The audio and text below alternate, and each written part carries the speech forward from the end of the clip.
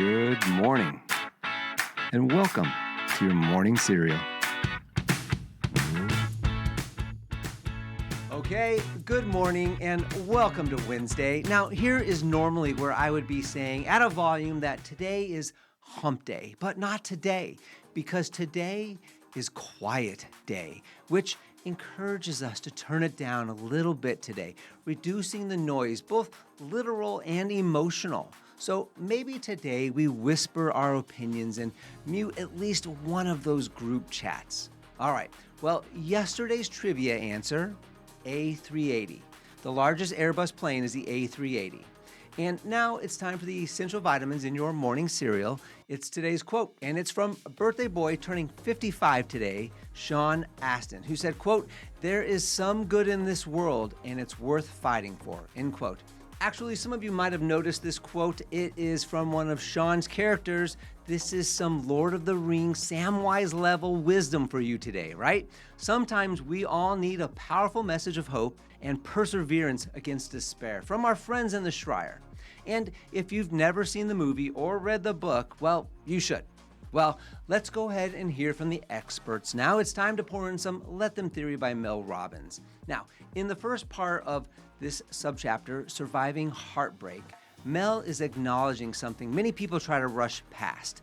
Heartbreak is not weakness, it's neurological. She writes this, quote, "Heartbreak activates the same pain centers in your brain as physical injury," end quote. Now, that's why it feels disorienting. You're not just dramatic, your brain is actually processing this loss. Now, Mel explains that when a relationship ends, you're not just losing a person, you're losing the imagined future, the routines, the shared language, even parts of your identity. That layered loss, well, it makes heartbreak very complex. The temptation, she says, is to chase relief from the very source of pain, to text, to check social media, to look for closure. But Mel writes this, quote, "Closure is something you give yourself," end quote. Now that line shifts the power back to you. The let them principle becomes grounding right here. If they left, let them. If they choose differently, let them.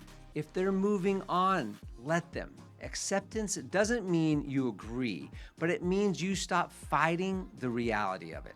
And fighting reality, it drains the very energy that you need to heal. So Mel also highlights the mental spiral, right? The replaying of conversations, rewriting history in your mind, focusing only on those good moments.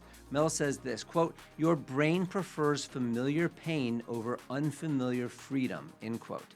And that's why we're tempted to return to what hurts us. Familiarity feels safer than the uncertainty.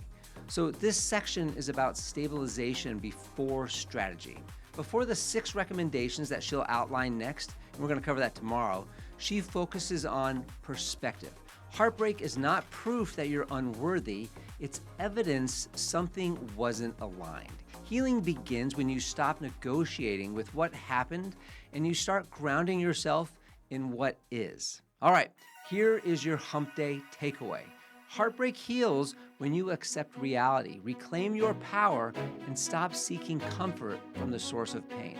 So on a quiet day, let yourself sit with what's real and trust that peace grows in acceptance.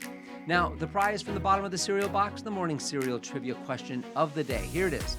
Who has won the most WSOP bracelets in poker? That's World Series of Poker bracelets.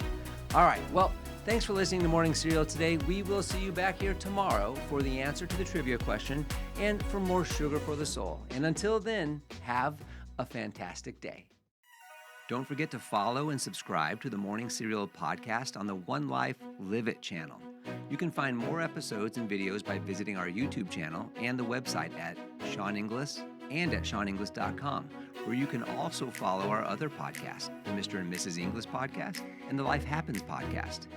In these other podcasts, we'll dive deeper into everyday issues, self-improvement and well-being, business and finance, and we welcome special guests too. So join us. It'll be a good time, I promise. Thanks again for listening. Have a fantastic day, and we'll see you tomorrow.